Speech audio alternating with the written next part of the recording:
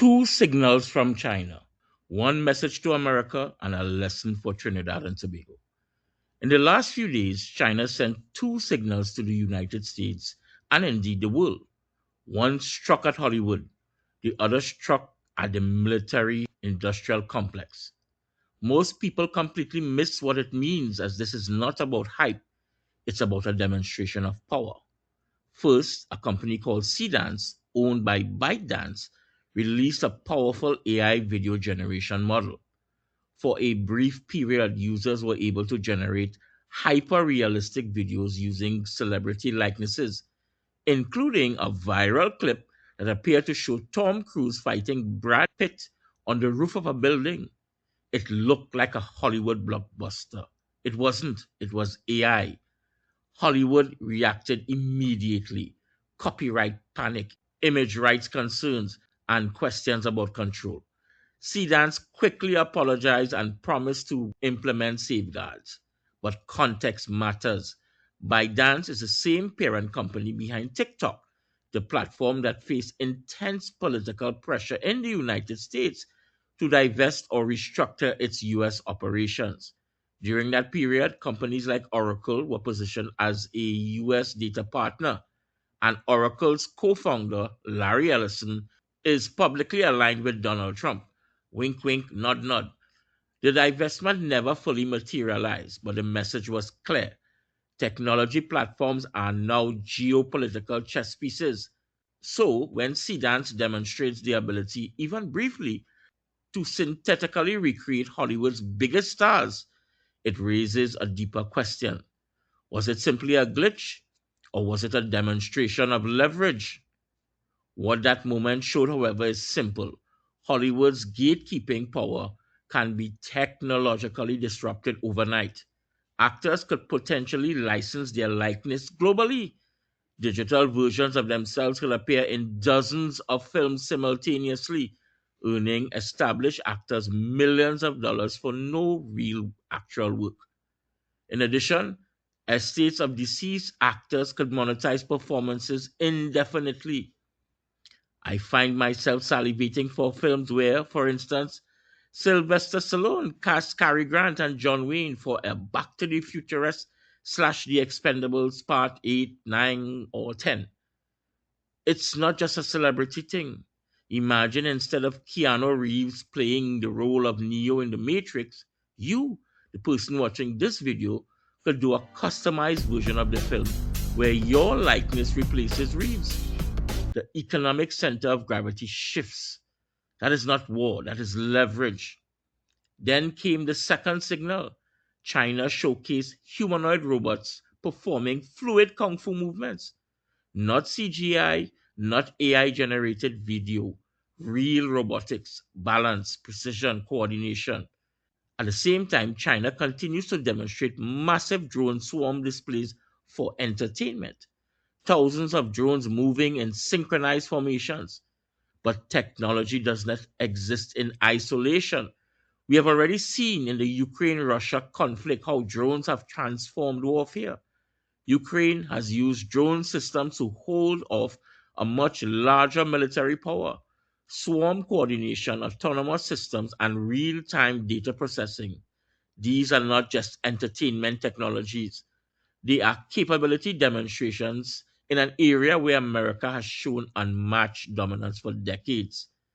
This would have surely shook the US Pentagon to its foundation as China demonstrated its capacity to fight a ground war with AI combined with cheap electronics, their forte, that could challenge any army the world has to throw at it. The 20th century was defined by oil. Whoever controlled oil and its downstream products shaped global power. The 21st century is defined by data. AI is the refinery. Robotics, autonomous systems, and synthetic media are the downstream products. Whoever controls this new Wild West shapes global power. When a nation demonstrates control over these systems, it is not just innovation, it is signaling capacity. This is not necessarily about war, however, for if it was, China may not have chosen to send the signal. It looks more likely to be about leverage and multipolar power. American dominance shaped much of the late 20th century. The question now is whether that dominance remains uncontested. Trade tensions, tariffs, and strained alliances with American allies such as Canada and Europe in just 1 year of Trump's second presidency have forced diplomatic recalibrations. Canada is now seen by some as a leader of the free world, forging alliances with, you guessed it, China, even when rhetoric softens, as it did recently when Secretary Marco Rubio appeared to attempt to walk back Trump's attacks and dogged pursuit of America First policy, not understanding the interconnectivity of the global economic network. Confidence has been shaken, even when Trump is gone, via the Epstein files or the midterm or 2028 when he can no longer be president according to the US Constitution. When leadership appears unpredictable, alliances reassess risk. And when alliances reassess risk, the global balance shifts. Carney not only exposed this soft underbelly of accepted norms by sharing that it's all a sham in a recent powerful speech, he has also been hard at work since his speech in front of the other world leaders, pioneering that shift for global stability via massive global realignment, which seeks to work around Trump and indeed America. Now, to bring it home to my country, Trinidad and Tobago, and perhaps other smaller nations in the Caribbean region and beyond. There is an old African proverb which states, when elephants fight, the grass gets trampled. We are the grass, a small nation in a world of giants. But there is another truth people forget. Elephants also fertilize the soil.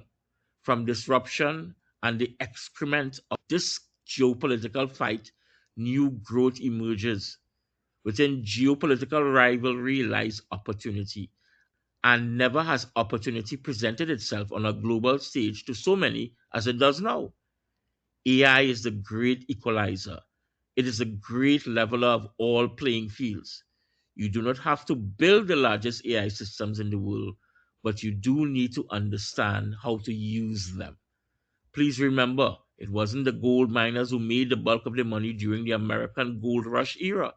It was those who saw the opportunity to use the rush to set up the stores, towns, and cities to capitalize on the gold.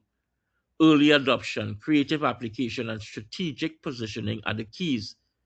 AI allows a citizen in Trinidad and Tobago to compete with someone in New York, London, or Beijing. It lowers barriers, multiplies productivity, and democratizes capability. The fight between superpowers will reshape the landscape, but the grass that understands the new nutrient grows massively. The real question is not who wins the AI race. The real question is this: are we preparing ourselves to win in the AI era?